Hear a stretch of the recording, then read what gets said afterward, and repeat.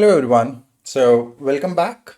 Um, if you've seen my videos, in my previous videos, I talked about Azure. I talked about creating Azure account and creating resources. But then I received some of the feedback where people are trying to understand what is the buzzword cloud. I mean, why do we really talk about cloud, right? Where did it originate from? And I'm creating this video just for the audience who are really new to all this, who have just heard about cloud but are really trying to understand why we really talk about cloud and why it has become such a niche skill over the course of time. So let's get started. First of all, let me introduce myself. I'm Sushil. I have more than a decade of industry experience. I'm a certified cloud architect, certified DevOps expert, and I have a few other certifications on my name. I share my knowledge in my blog, thetechguy.in, where I talk about cloud, I talk about DevOps, Kubernetes, and something about fitness also. Let's jump back to the understanding. Now, before we talk about cloud, you really have to understand why was there the need of cloud in the first place, right? So you see the images. This is how it used to be before. I mean, when I started working, the cloud was not even a buzzword at that point of time. There used to be servers and racks like this. I mean, I used to work for a company where we had these racks. Now, if it is an enterprise level organization, then they rent it out, they lease it. There were vendors. There are still vendors where they'll lease you a space or a server or a rack, depending on what kind of contract you have. But then you really had to worry about your physical infrastructure. You really had to worry maintaining about all this, and all this I'm talking about the enterprise level companies, right? The companies who have really large infrastructure and requirement. Now let's assume if there is a company, a startup, a very early stage startup. Now, why do they really care about all this, right? They are in a startup phase where their main focus is on expansion and focusing on the tech or focusing on whatever they're trying to do, right? So they don't really want to deal with all this. That is where cloud comes in. Cloud gives you a functionality where you go back to the cloud vendor. You tell them that this is the resource I want. You don't really tell them. You log in and you do it. But basically, that is the idea. You tell them that this is the resource I need, depending if you need compute, if you need storage, if you need function, serverless, container, Kubernetes, whatever you want. You can just lease it out and use it, and it is a pay as you go functionality, right? You use it, you destroy it, and you're charged for the time you're using it. That is where all it started building up, and that was the fundamental need of cloud computing. So now if I have a cloud account, I don't really deal with all this. My cloud provider or cloud vendor, for example, Microsoft, Azure, IBM, whatever cloud, Oracle, whatever cloud I'm using, they are managing and they're taking care of all this. I really only worry about the resources that I want. Now, what is the cloud? Is it something that is just really sitting up in the cloud, or what it is exactly? So, cloud is nothing but it is the data, it is your data sitting in someone else's computer, to put it in simple terms, right? It is you. For example, now I create a cloud account. What it essentially do is I'm using their data center and I'm putting all my resources and everything in their data center. For example, you're using Gmail, you're using Google Drive, everything is cloud. I mean, this is cloud. The cloud gives me a functionality that I can access it from anywhere in the world unless I'm connected to that particular resource or that particular service. I can just access it from anywhere. That is the whole agenda of cloud. Why we call it cloud is basic because it is available all across. Right. So there are different functionalities, there are different models, IaaS, PaaS, SaaS, which I'll talk about in the next slides, but this is the whole workflow, how it happens. You have, for example, in my laptop, I try to open a cloud resource. I open my browser. The request goes to my internet provider. Internet provider sends in turn request to my cloud provider, which is by default used because I'm using the URL, and then cloud provider internally makes all the calls and all the things are done. Why do I need cloud computing? I just touched based on how it used to be before. We used to have racks. and then we went into the cloud computing. But what is the real logic and real benefit of cloud computing? As I told you, it's pay as you go. I create resource, I use it, I destroy it. I just pay for the time I used it. It's really scalable. Now let's assume a scenario where the legacy time, where you bought a server. Okay, again giving you the example of the startup. I started a startup. I buy a few servers, for example, a server that has 16 gigs of RAM and 1 TB of hard disk or whatever. And now over the period, my startup is really growing and expanding, and now I want more space. So what do? Right? Either I start expanding, I buy new hardware, I really deal with all that nuance, or if it is cloud, it is just a single click scalability. It gives me an option to scale up and scale down. Okay. Scalability is really good option. Accessibility, you can access from anywhere in the world. If it is your data center, you really have to worry about your network. You really have to worry about VPN. I mean, in cloud also, you really can worry about VPNs and stuff depending on the network architecture. But if it is your data center or your office, you really have to connect to the data center. You really have to worry about connectivity. You have to be in that network. But if it is in cloud, you can access it from anywhere. Now, there are certain clauses and certain things that you have to take care, but the accessibility is really easy.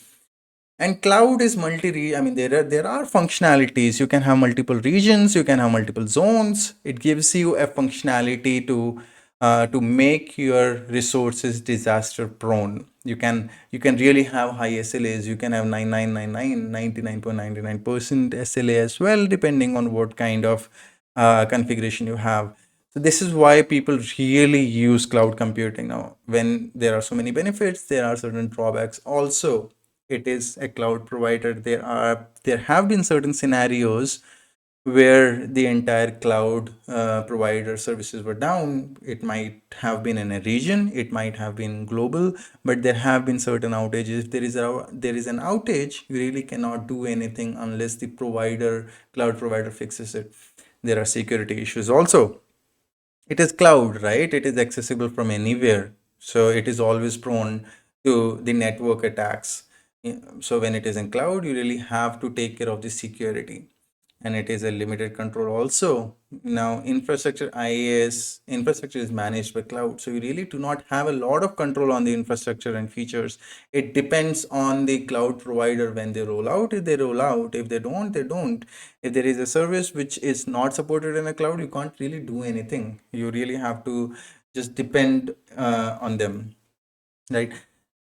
So this is just the overview. Now let's come back to the building blocks. Fine, we talk about this cloud and things, but what really goes behind cloud computing? So the cloud computing started with the concept of virtualization. I mean, virtualization has been in existence from decades. There are few companies, for example, VMware, which are leader in this. So what virtualization does is, I'll give you this example and then I'll probably talk about this. So what virtualization does is, again, giving you an example of the startup, or for example, take your laptop for that matter. Now, in a laptop, you bought a laptop that has, let's assume 32 gigs of RAM and it has 2 TB of hard disk. You thought I'll do this, and then you bought it, but eventually you realize you're not really using it to the extent that you want. Your application is probably using just 1 or 2 gigs of RAM. So the rest 30 gigs is not really utilized, right? So you're wasting all your resources. That is where hypervisor, I mean the virtualization comes in. I have an option where I can use a virtualization layer. So what virtualization layer does is it lets me create multiple virtual machines on top of it, and I can have my operating system and then apps running on it. Now again, your machine which has 32 gigs of RAM, let's assume I install a virtualization layer, and then I create 4 virtual machines with 8 GB of RAM and probably 512 gigs of hard disk. So there was a condition where you were just using one application and your entire hardware was underutilized, I would say. Now, in contrast to that, you now have four operating systems and four applications running on it, and it's not restricted to one application. You can have multiple applications on that, on top of that as well. That is where virtualization came in, and it all depends on virtualization. Cloud computing is essentially using virtualization in the backend and then giving you all the fancy portal and access, but in the backend it's all about virtualization. There is hardware virtualization, there is network, there is storage, there is a number of things.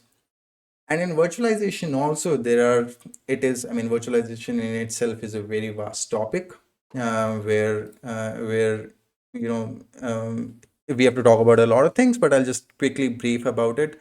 There is VMware ESXi, Microsoft Hyper-V. Before that, I'll just talk about type 1 and type 2 hypervisor. In type 1, what you do is, the machine, your laptop, when I say, on top of your machine you just install your hypervisor, and on top of hypervisor you create your machines. But in the type 2, you actually create an OS, and this hypervisor layer will be on top of your operating system, and then you will have your virtual machines. Now you have Hyper-V, which is a type 2 hypervisor. You have VMware, which is a type 1 hypervisor. Citrix is a type 1 hypervisor, similarly, so on and so forth. Now, I've talked about this. Now, cloud computing introduction. Now, you understood where it all came in. But when we say about cloud computing, what is really cloud computing? What are different models? What are different types and stuff? So, when you talk about cloud computing, there are three major fundamental ideas. One is public or multi-cloud, where I go to the cloud provider, I use their services, and everything is hosted on cloud. Now, there can be certain scenarios where my organization has some compliance restrictions, or anything for that matter. They don't want data to leave their data center, or they have regional requirements, or anything for that matter. They can have a private cloud, where again everything is hosted on their data center and managed by their IT organization. And there can be certain scenarios where they are using certain services on-prem and certain public cloud, and that accounts as a hybrid cloud provider or hybrid cloud model, deployment model. Now, this is how it is hosted, but then there are service models also. There is IaaS. When we talk about infrastructure as a service, this essentially means your cloud provider takes care of the infrastructure, but you are responsible for all the services on top of the infrastructure. For example, virtual machines, or for example, network, for example, storage. Let's take example of a virtual machine. You log into your cloud provider, you create a virtual machine. Now, when you're creating a virtual machine, underlying hardware, when I say hardware, CPU, memory, and it is somewhere hosted, it is using hardware, right? That hardware is the responsibility of my vendor. But on top of it, managing the security of my operating system, managing the security updates, managing the networking, managing the access, all manage running the application, and everything is my responsibility. That is where infrastructure as a service comes in. um, Infrastructure as a service, cloud provider takes care of the infrastructure, but me or the user takes care of everything on top of it. Next layer is the platform as a service, where my provider takes care of the hardware and it takes care of the operating system on top of it as well. For example, you just want a .NET application, let's assume, right? You don't really care where it is installed, what operating system it is using, and how it is managed. You just want a web application and .NET application.